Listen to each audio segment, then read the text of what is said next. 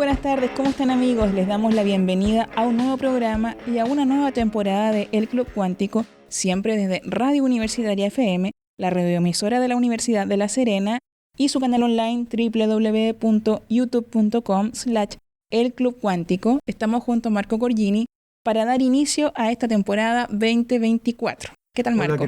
Hola Ingrid, hola queridos amigos, estamos efectivamente en esta nueva temporada 2024 de su Club Cuántico. Hoy vamos a conversar sobre, los sesgos en la investigación científica. Claro. Y vamos a ver algunos ejemplos, algunos famosos y otros no tanto, y otros muy reconocibles incluso en la vida diaria de este tipo de conducta. Sí. Yo creo que hay que contextualizar un poquito, porque en la vida diaria esto del que en realidad se llama o fue definido en algún momento, no recuerdo el autor que lo calificó de tal manera, o la persona, el llamado sesgo de confirmación, y que consiste en tener hipótesis que uno quiere demostrar y en algún sentido ni siquiera conscientemente acomodar los datos de tal manera de que estos sirvan para refrendar la hipótesis. O probar la hipótesis. Y eso significa que uno tiene que obviar otros elementos que a lo mejor eran importantes de considerar al momento de tratar de analizar el problema. Ahora, esto, si uno lo mira en la vida cotidiana, pasa todos los días. Es decir, no es una cosa tan rara. Lo que pasa es que el sesgo de confirmación no debiese estar presente en el caso de la investigación científica, porque precisamente el objeto de la investigación científica es ser lo más veraz posible respecto de lo que sucede o lo que uno efectivamente investiga. Y hay varios ejemplos en este sentido. Ahora hay cosas que se pueden mencionar primero antes de entrar en el tema. Está, por ejemplo, en el caso muy común esto del principio de autoridad, es decir, cuando alguien tiene mucha autoridad sobre un tema, la gente común, digamos, como cualquiera de nosotros, tiende a suponer que a todo aquello que la persona dice, incluso sin demostración, es algo verdadero. Hay ejemplos bien notorios durante el periodo en donde la mecánica cuántica comienza a construirse como teoría de la realidad microscópica. La teoría matemática que elabora John von Neumann, que es uno de los matemáticos más importantes de la historia, sobre todo en este ámbito, elabora algunas hipótesis y hace algunas demostraciones incorrectas respecto de un punto específico del tema, que eran obviamente incorrectas y que cualquier matemático un poquito avesado que lo hubiera revisado se habrían dado cuenta que no eran correctas. Sin embargo, se aceptaron de buenas a primeras. Seguramente influyó también por el hecho y por el prestigio que John von Neumann tenía. Y después John Bell, el famoso físico que habla de las desigualdades de Bell, y también Bohm, que es otro físico conocido, van a cuestionarlas y van a hacer hincapié en este punto, como nadie se dio cuenta que estas demostraciones eran erróneas. Bueno, pero eso es anecdótico. Uno espera que en la ciencia eso no sucede como sucede en la vida cotidiana, pero la vida cotidiana es bastante más común, debiera serlo por lo menos que en la ciencia. Hay un ejemplo de este sesgo de confirmación que vamos a ver ahora y que tiene que ver con un experimento que realiza un psicólogo, Milgram. Entiendo que es más o menos en los años 60. Él quería demostrar o quería estudiar el comportamiento de las personas ante la presión de la autoridad. Hasta dónde podían llegar dependiendo de las órdenes que se les impartían. Claro. Entonces el experimento funcionó un poco así. Él puso un aviso para reclutar personas y les explicó que el objeto del experimento era en realidad medir cuál era la reacción de alumnos, por ejemplo de una universidad, al responder ciertas preguntas en forma errónea y recibir castigo. Ese es el principio. Ahora el castigo era bien especial porque el maestro supuesto, que era la persona que iban a enrolar para el experimento, iba haciendo preguntas. Si el estudiante no respondía, el supuesto estudiante no respondía, entonces se le aplicaba un choque eléctrico. Si volvía a responder erróneamente la misma pregunta, se subía el estímulo eléctrico y así sucesivamente. Ahora, los presuntos estudiantes eran actores, estaban todos informados acerca del experimento y los que se supone no sabían de esto eran aquellos que habían sido contratados. Como maestros. Que eran los maestros. Los tutores. Claro, estaban separados por una ventana, de hecho, y el que hacía las preguntas podía ver los equipos, se le ponían electrodos a las personas, a los estudiantes supuestos, y efectivamente cada vez que respondían mal tenía que aplicarle el shock. Ellos veían el supuesto sufrimiento. Sí, además existía un protocolo. El protocolo consistía en lo siguiente, porque en estricto rigor no se le permitía a los maestros dejar de ejecutar la operación, entonces era creciente. En una primera etapa se les decía, por ejemplo, no, usted tiene que ejecutarla. Entonces, si obedecía, seguía ejecutándola. Después, si había aumentado la intensidad del choque eléctrico y se asustaba y reclamaba, decía, no, es que usted tiene que terminarlo porque es su obligación.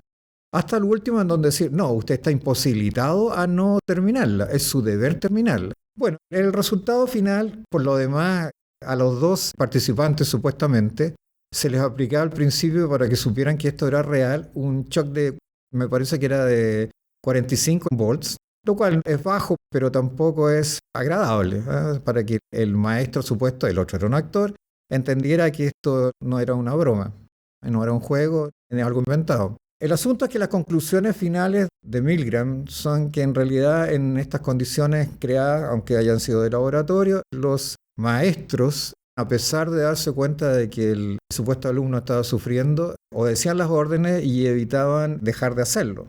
Esa fue la conclusión. Estábamos conversando sobre el experimento de Milgram, muy controversial, en el que medía el impacto de la presión de la autoridad en las decisiones que tomaban las personas, si eran capaces de negarse o no. Éticos, es decir, exacto. Los maestros seguían aceptando a pesar de que había cuestiones éticas implícitas obvias. Uh-huh.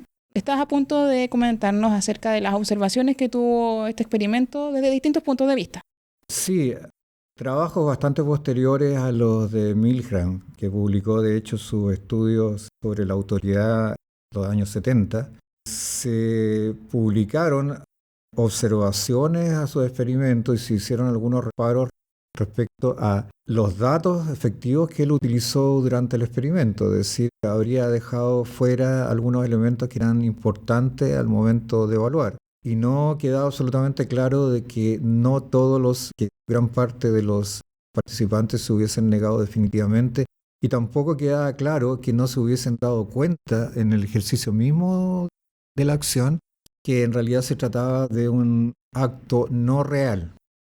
Esa parte fue un poquito desestimada, sin embargo hay otros aspectos que sí fueron considerados y tiene que ver esto con los datos y el análisis final de los datos. Y por lo tanto, el estudio que tuvo tanto impacto durante mucho tiempo comenzó a decaer en lo que se refería a su veracidad. Pero este no es el único caso, es decir, hay muchos otros en donde esto se ha manifestado en un contexto un poquito diferente. Por ejemplo, lo que todos conocemos es el test de Rorschach, este test psicológico con manchitas que a uno le hacen interpretar los dibujos y que haga un relato pensado de lo que ve, de acuerdo al cual se deduciría, o el investigador, o el psicólogo, o el psiquiatra, quien estuviese haciendo el análisis, deduciría ciertos rasgos psicológicos de la persona, del paciente. Esto fue creado por un psiquiatra o psicólogo de apellido Rorschach, que murió el año 29, o sea, esto es bastante reciente, iniciado el siglo XX. Publicó este asunto de las manchitas. Pero era específicamente para la esquizofrenia. La psicosis, era para detectar psicosis, no tenía otro objeto. Sin embargo, ya durante los años 30 comenzó a usarse para otros propósitos, es decir, para determinar rasgos de personalidad, etc. Y además se usaba en forma recurrente para analizar a los sujetos. Y debo decirlo también, en el campo laboral, cuando se hacían estas entrevistas laborales, tampoco era extraño que se usara el test de Rorschach para determinar si una persona que estaba postulando un determinado cargo iba a ser eficiente o no iba a ser eficiente. O sea, se sacó absolutamente fuera del contexto en donde se había planteado la propuesta. Sin embargo, más adelante, tal cual pasó en el caso de Milgram, estudios posteriores con meta-análisis. Meta-análisis quiere decir que tú tienes muchos datos para investigar y para analizar. Estos resultados comenzaron a ser refutados, es decir, que si bien efectivamente el método parecía funcionar en el caso de la psicosis y la esquizofrenia, como dices tú, no resultaba y no tenía ninguna significación para tratar de determinar rasgos de personalidad específicos. Y de hecho había resultados que eran absolutamente contradictorios uno con otro, y más bien, tal cual destacan algunos autores, más bien decía algo no respecto del paciente, que es lo más divertido, sino que respecto de aquel que evaluaba. El evaluador. Sí. De tal manera que incluso hubo en algún momento una solicitud de eminentes psicólogos o investigadores respecto de hacer una moratoria del uso del instrumento hasta que no se probara, no se cuantificara su capacidad desde el punto de vista científico para ser aplicado. Como aparentemente el método sí servía para detectar ciertas patologías graves, no se implementó una moratoria total, pero incluso en esas condiciones hubo gente que dijo, oiga, ¿sabe qué? Pero de todas maneras hay otros métodos más específicos y más determinantes para definir cuando una persona o un paciente tiene rasgos patológicos o adolece de esquizofrenia, etc. Y por lo tanto ya no es, por lo menos hoy día, en general, una técnica usada para determinar rasgos de personalidad. No me atrevería tampoco a decir que no se usa, pero me parece que por lo menos de la lectura o de las cuestiones que hemos tenido a la vista, no se ve que esto ya se aplique. Así que ahí hay otra forma de enfocar el problema. También esto tiene que ver esos estudios preliminares, porque fíjate que de hecho se aplicaba sin que existiera ningún análisis de datos en esta cuestión. No había ni estadística ni absolutamente cosa, principalmente porque estas son las llamadas técnicas de proyección, ¿ah? Y las técnicas de proyección tienen que ver mucho con el psicoanálisis, tal cual lo presenta Sigmund Freud en una época en donde la teoría era muy bullante y muy de moda, lo que significó que se le aplicaba a todos la misma norma. Es decir, la proyección significa que el sujeto tiende a transferir emociones que son particulares de él a un tercero. Existían otras pruebas, por ejemplo, la prueba del hombre bajo la lluvia, describir cuáles son las sensaciones para el paciente del hombre que está bajo la lluvia, u otro tipo de mecanismos igual, todos exactamente de la misma naturaleza, es decir, de tipo proyectiva. Pero esas de tipo proyectiva incluso no contaban con estudios de metadatos, de estudios estadísticos acabados, y había bastante sesgo de confirmación en aquellas investigaciones y por lo tanto también terminaron desechándose. Incluso en el caso del Rorschach, más que lo que veía la persona, lo que se consideraba era cómo expresaba lo que veía, lo que decía específicamente acerca de lo que veía. Sí, pero eso también es lo que te decía yo, tiene que ver con el que interpreta el hecho, más que tener un formalismo que defina de manera cuantitativa y específica qué es lo que eso significa. O sea, para ser más filosófico, el punto aquí no había una ontología clara.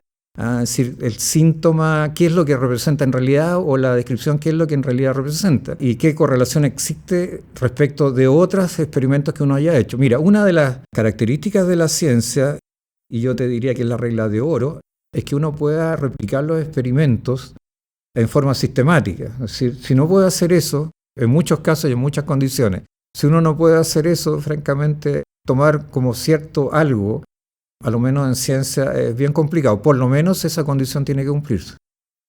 Y en este caso dependía mucho de quién te estaba haciendo el análisis. Hay dos personas que están haciendo el mismo estudio, podían llegar a conclusiones absolutamente diferentes, por ejemplo. Estamos en el último bloque del programa de hoy, siempre junto a Marco Corrieni a través de Radio Universitaria FM y desde el canal online www.youtube.com/elclubcuántico. En este episodio hablamos sobre los sesgos de confirmación en investigación, también cómo influye el evaluador en algunos estudios que realiza y de qué vamos a hablar en este cierre del programa de hoy. Como el problema es el problema científico, o sea, no nos vamos a abocar a la cuestión personal, porque como te dije al principio, todos tenemos sesgos y cometemos errores. Uno, por ejemplo, es el de la correlación ilusoria. Ese es bien conocido porque uno tiende, o la gente, o todos, tendemos en algún momento a correlacionar hechos con otros que en realidad no tienen ninguna relación entre ellos. Yo no sé si te comenté alguna vez que cuando estaba muy chico, cuando iba a la casa y había hojitas, sobre todo en el otoño, en una calle, o sea, no las habían limpiado todavía, yo las pisaba todas y resultó que en algún momento un profesor se enfermó. Era nuestro profesor jefe, entonces yo, pero estaba muy chico, quiero para aclarar el punto, iba pisándola. Entonces cuando pisaba un número par de de hojitas, resultaba que el profesor no llegaba a clase.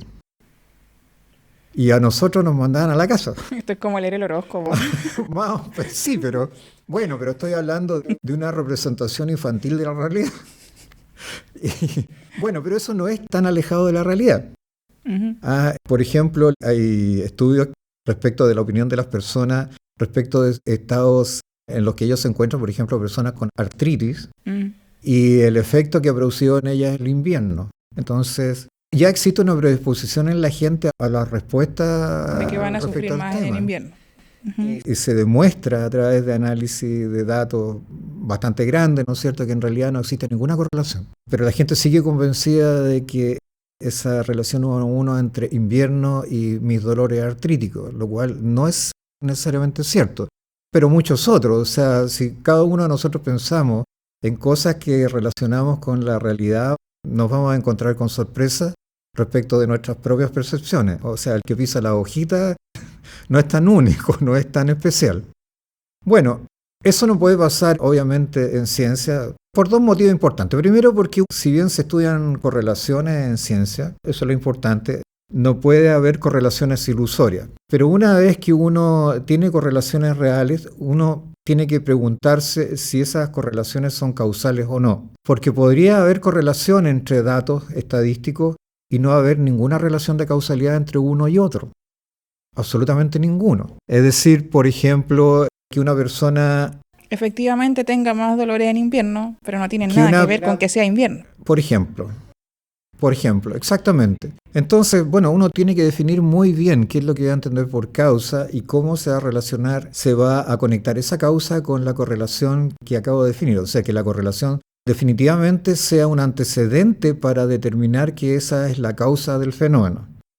Esto del manejo de datos además tiene bastantes bemoles, sobre todo en ciencias experimentales, porque cuando tú trabajas con cantidades inmensas de datos, tú quieres sacar conclusiones de esos datos que tienes, pero además esos datos que tienes generalmente están hiladas por una teoría. Hay enfoques estadísticos, por ejemplo, que son diferentes y que han generado mucha discusión incluso entre aquellos que las aplican. La teoría de probabilidades, en su base, la axiomatización de la teoría de probabilidades, se la debemos a un matemático ruso, Kolmogorov, cuya oficina yo conocí cuando estudié en el Steklov, porque mantenían su nombre en la puerta, ¿no es cierto? Es el grupo de probabilidades quizás uno de los más importantes del mundo. Definió las probabilidades en el sentido axiomático de una manera muy especial, el tipo era brillante. Hay una fórmula que se llama la fórmula de Bayes, que tiene que ver con probabilidades condicionadas. Uno tiene un espacio muestral con distintos eventos, todos disjuntos uno del otro, que si uno ocurre, el otro no ocurre, etc. Entonces uno divide el espacio y después tiene eventos que puede elegir que no son esos mismos que están ahí, pero que se constituyen con parte de ellos. Entonces uno quiere decir si uno de los eventos ocurre, dado que de estos eventos disjuntos ocurre, dado que uno de estos que yo escogí también ocurre. Entonces uno quiere encontrar la probabilidad de eso, pero insisto, esos son eventos aleatorios. Uno lo puede ocupar, por ejemplo, en estudios de desintegración de partículas, en el LHC, en donde hay millones de colisiones, y tú estás mirando esas desintegraciones cada milisegundo, ¿ya?, para hacer los análisis de los datos.